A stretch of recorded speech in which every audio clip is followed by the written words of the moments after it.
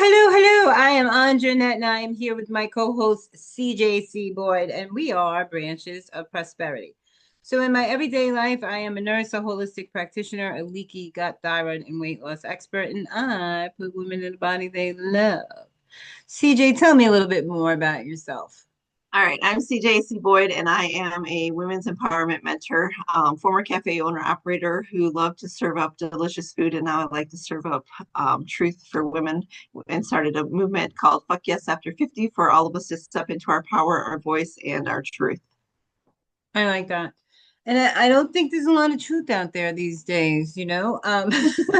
So that's a little concerning. I see, especially with all the new AI and you really don't know who you're talking to. So I always sign mine so people know like it's me. So AI is a really useful tool if you use it correctly, right? If you um don't use it to do the work for you, you add your expertise and do it that way. But if you're using it to do the work for you, Chat GPT has real clear signs that someone's using it, like those brains you see on people's posts and Yeah, all those things. That right. tells me they're using Chat GPT, right? So, but I think we're moving in a very nice arena for business in general. I think that because there is so much more available that we can use and do our thing with, that we are really separating ourselves, right? So in what we do, we're able to narrow down what we're about a lot easier, because so many more people are coming online, but they're where we were 4 years ago, right? Exactly. Um, that the new AA models kind of make it easy for people to catch up right away, but it does allow people to make money using that AI. So that's pretty cool if you're taking advantage of it. If you're not, then people that don't move in that arena probably will get left behind because that is moving much faster than we think. Yeah. And I think a lot of people that I've had conversations with recently, they use it as a support tool to help them hone their skills and do the things and make sure that they're getting out there in the online space. But a lot of times people new coming in, they're going to do like we did 4 years ago, and they're going to try and do all the things and show up consistently and do and do and do and hustle, and they're going to burn out, and they're not going to stand out from the crowd. So that we need to hone the skills so we can get using AI and help it, to support what we're already doing, but with our own voice, our own truth. So I think that's very important for people to understand. But it's a wonderful research tool, and people aren't Yeah. using it in the way they No. really should because, not all of what ChatGPT says is true. So when I ask it health questions, I could see what's true and what's not, right? Because that's my area of expertise. So I'm like, no, we got to refine this, right? This is not true, right?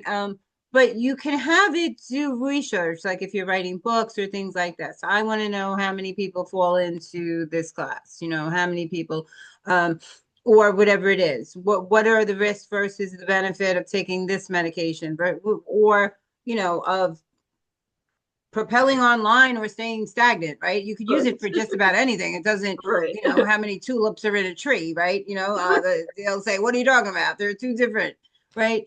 So, but you do have to be able to use it because otherwise you're stuck in your business. So Yeah. truth be told, that was me for a long time. I was so busy creating that. I was so in my business, and I had brought in a team very early that didn't really know what to do. So I had to teach them what I was doing in order for us to all move forward, right? And you can't just say, okay, this is what I need and be very willy-nilly because that's what you'll get back, very willy-nilly. And in the beginning, I did, like you assume that people know what you're talking about, but you do understand the miscommunication, right? Yeah. And a lot of the women that work for me are in other countries, so there was a language barrier too. So Right. I had to learn what things meant to them, right? So but I love that. I love that today there is so much available. I love that we're seeing a lot more marketing online, a lot more people getting into the marketing space, right? Marketing products and services. So, a lot of people have been very willy-nilly about affiliates, Yeah. and they run when you talk about it. And now, if you're Yes. talking about affiliates or things that attract leads automatically, systems, people are running to you instead of away from you because they're now seeing after being in business for a really long time that you can't just do your business. You have to have other things generating income in order to stay, right? Because otherwise Right. you got to quit, right? Right. If, And I if think a lot of times too, when you come into the online space, everybody is pummeling you with build your brand, build your brand, build your brand. Make sure you have the right colors and the fonts and all the fancy things. And it's about that, but that's not what's the most important. I mean, obviously people, you want people to recognize your brand, but you want them to recognize your voice, what you stand for, your truth. And I think a lot of times people shy away from the systems because they've been told for so long, build your brand, but you need both. You need to intertwine them so you have the systems that back up what you're trying to achieve in your brand. I agree with that. Your voice has to be the same and it has to be consistent across everything you do. So, and I'm a stickler about that. Like if my VA would send back something and I could like a bitchy about that's not my fonts. What is that? Because people do start getting used to saying, okay, she's play fair display or, but people do get used to seeing that, Right. and they see your color with that, right? So that is important. I think that your voice matters more. So Absolutely. if you are saying like, so I'm in health. So if I said intermittent fasting is really healthy for you, and then next week I said no, it wasn't, then I would be showing inconsistency, and it's hard to make people believe in you and know, like, and trust you when you can't be consistent or confident in what you're saying yourself, right? So Absolutely. that's important, so when you were talking, I see you in your posts like pretty much calling women out, like, you've done the thing, yeah, you keep waiting for something to change, but if nothing changes, nothing changes, right? So and people are waiting for, even still in today's society with women building business, to be rescued, and Yeah. they haven't grasped the concept that nobody's coming to save them. It does have to be them that does it, and people look for new systems and new courses, and it really starts with that inner self and saying, I deserve this, why not stand up and say what I mean, um so I'm very consistent in meaning what I say and saying what I mean. And I know you are too, because it's plastered across everything you say, right? So, and you don't make any bones about it. This is CJC Boyd, and this is how I feel. And I think people value that and respect that, because when someone always knows that what they see is what they get, they can count on that, right? Yeah, So, I mean, absolutely. And I think funny story, like I am in a community with some spiritual people and they're like, you shouldn't swear, you shouldn't do this. And I said, okay, I'm going to do a test. I'm going to see what happens. So I swayed back from that and people were like, what's going on with you? Is something wrong? You're not like your Spitfire self. You're not saying fuck yes after 50. You're not. And I'm like, but it just made me realize that's who I am. And I am going to tell it like it is. And I am going to ruffle feathers. And it's just a really good tool to know that you can't worry about what other people's opinions are. If that is your voice, that is your truth, that is your brand, that is who you are, stay true to that. Because, like you said, people trust that. They know that that's who I am. They trust that they're going to hear it like it is when they come talk to me. So it's very important to just tie that back into the inner work. Had I not done the inner work when I first came online, I wouldn't be willing to stand up for myself. And I want to be that voice of reason for women and go, okay, I'm not saving you, but this is your lifeline to know that it works. You'll be fine. You'll have haters and it's okay because you're coming back to who you are in reality, who you are in your truth. And that's what's going to give you the standing that you're going to withstand the test of time because people are going to know you're not going to waver. You're going to be true to yourself the whole way through. And I think that's really important. It doesn't really matter what you do, whether you're an affiliate marketer or you're a health consultant. staying true to yourself is relevant in all those things. So if I'm talking about health one day and the next day I'm talking about Jiminy Crickets, right? It's hard for people to see that connection, right? And when I came online, a lot of people said that if I talk about health, people would be confused. I need to talk about specifics. And I said, but it is all health, whether you're talking about digestive, but I know that because I've been doing this for my whole life. So I don't need to please them because they know the difference. But even when I bring things in, no one's saying, what is she talking Right. about now? I'm bringing in help, but for children. So it's the Right. same concepts I'm teaching the adults, but I'm Yeah. starting younger now, right? Because I see that once they get to a certain age, it's It's harder too to late. move them. They're kind of stuck in that mindset. So I said, you Right. know what? I'm gonna start with these little kids young, and I'm gonna let them know that there's nothing they can't do, Right. and their And feelings are okay, and that the all these things are okay. the beauty of that is that, let's be honest, moms are tired. Moms don't have a lot of extra time if they're out there busting their butt trying to pay the bills and make sure that there's food on the table. Sometimes they allow the kids to like have the fast food or the snacks that aren't so healthy. So for you being there and them knowing, okay, she's telling us the truth, they're going to see it. It's going to be top of mind awareness. They're going to continually get that same message from you. Those kids are going to be like, oh, okay, maybe. And they're going to look at it a different way. And I think that that's just a good support system for all the moms out there who are just trying their best, that they can come to you and go, you know what you're talking about. You're a good role model, and thank you for giving this information to our kids when they're little. I'm I wish doing I'd have had that when I was little. but that's exactly why I'm doing it, because when you go through those feelings and you do that inner work, you see what went wrong in your own path. And then when you look around in the world today, you see there's a lot of people that don't have that self identity. They don't have that self confidence or self assurance, right? And um, the piece that I'm really focusing on with the children is that emotional wellness, that mental health, like anxiety, like the rabbit that couldn't sit still. So we're teaching him how to calm his body and take those breaths and to really ground himself. So those books are teaching the skills I try to teach adults. And Right. they're like, oh, what do you mean by grounding? so, Right. so but the kids are more open because it's a game. In a book, it's a game and a tool that they could use, but they're learning it through a fun story where it's easier for them to, you know, people retain 75 to 80% of what they read, right? So, and most people don't realize that. So, a kid that reads that story that finds themselves in a situation in a classroom or when kids are bullying them and they feel anxious might remember to look outside their body, think about three sounds, to look inside, what's Yeah. touching their body, three things, or how to ground themselves, feel the moss under their grass and stuff.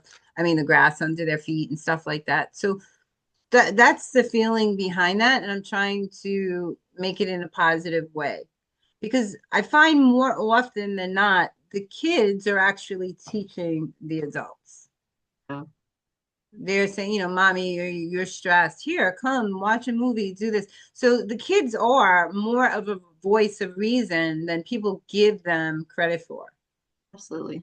And I think too, with kids being able to be in those situations, like you said, they're in a classroom, someone's bullying them, they can like remember that book that they read and they can come back into that. And then they're going to grow into adults who already know how to have those skills, who already know how to regulate themselves, who aren't going to be running around doing some of the things that teenagers are doing these days that are just like, you stop and think, what is going on? What's the world coming to? The kids didn't have that knowledge or those tools or somebody willing to share those tools, or they didn't have a parent who had the skills or the knowledge to even be able to share those things with them. So I think it's a really great thing that you're doing for the kids. I'm having a lot of fun. Like when I was doing the YouTube banner for Feelings Are Okay, I made sure that angry one was there because people have to realize that we are going to go through all those Yeah, right. emotions, the happy, the sad, and they're all part of us, and it's okay. but we do have to realize, okay, I'm angry. Why am I angry? What's happening outside my body? What's happening in my body, right? Because if we can start to acknowledge that instead of worrying about what's going on in the world, we are lowering our stress and we are healthy. Because if you just lower your stress levels, you are 100% healthier, right? So, Absolutely. yeah, so we'll see how it goes. I'm having a lot of fun with it. I think um I think I'm just going to step back from a lot of stuff and just really focus on that because I think it's a real message and I think it brings together what I'm doing in a real way, you know. Absolutely. So when I started online, I had all these pieces I needed to put together to say, okay, this is Andronette. So when anybody looks at it, they're like, hey, that must be Andronette's, right? Right. So and I'm almost there. I have some more time out here to really achieve that where I could sit back and say, okay, and it's never been about money for me. Money's great. Love to have more money, but that's not what this is really, really about, And you can tell that that's what drives you is the really being the voice for other people, the sharing tools, sharing knowledge, and it's never been about money for you. I mean, and the money will come because your heart's in the right space and you're doing all the things, and you'll be rewarded with the money. I'm actually coming into a lot of money soon. So, so I don't think money will be a problem for me. So, because it is not a part of who I am. I grew up poor and I was I made myself happy. I found ways to be happy. So, if you're doing things for the money, it's not for the right reasons, because I've helped people for free and then I've helped people at very high ticket. And sometimes the people that are for free, they don't take advantage of it and they don't ask those questions and stuff, or they're not appreciative of what you're doing. And then they look back at that journey and they see that result and they're like, holy shit, she's really helped me. Exactly. Or, but the high ticket people too, but there's this need for immediate gratification. And it's just bizarre because we have to be able to shut that down to get real results Absolutely. because I otherwise think, you're always chasing. and I think it's funny if you talk to a lot of people, they're like, I'm going for this rank, or I'm going for this dollar amount, and they get it. And it's like, okay, next. They don't sit with that. They don't enjoy that. They don't revel in the fact that they achieved it. It's just like, okay, what's the next rank? What's the next dollar amount? What's the next thing? And it's like, if you're just chasing that money, you never really have that fulfillment. You're always chasing the next dollar. And that breaks my heart to see people who I see out there going, oh, I, hit $30,000 rank. And then they're like, I'm going for this rank. And it's like, but what did you sit with that $30,000 and celebrate? Like, what did that do for you inside? So you have, 30 Just grand the in your bank fact account, that but you're growing should be your own momentum. So exactly. um like people get awards online all the time. I see them, I've gotten them, and posting them is not about what other people thinks. It's like to acknowledge yourself, say, oh yeah, I did this, look at this, I can't believe it, right? So Right. it's the same with that money when you hit 10,000 or 20,000 or 30,000. It's to acknowledge that your work is paying off, it is going somewhere, that nothing, everything you're doing isn't in vain, right? And Right. it's that moment where you can look back and say, how about that? I did that. Where you Yeah. could just step back. That's me. I did that, right? So I think that's where the real abundance is because we especially for me, I've spent so much of my life being told I couldn't and made to feel like I had limitations. So every new thing I create, every new thing I put out there to help somebody just shows me there really is no limitations and that I could really achieve anything I want to as long as I'm willing to put in the work. And it's a lot of Exactly. work, but I'm doing it. A That's the lot of key. work. Just so Be you know. willing to put in some elbow grease. Yeah. So if you could tell the audience one thing that has been the most helpful in your time online, what would that be? I think the inner work, like really owning who I am, every piece and every part, I too grew up poor, and everybody's saying you'll never be able to do this, or people like you don't achieve. And it's like really just stepping back and going, okay, if they can do it, why not me? And like the whole comparison thing, I used to compare myself to people all the time. Hmm.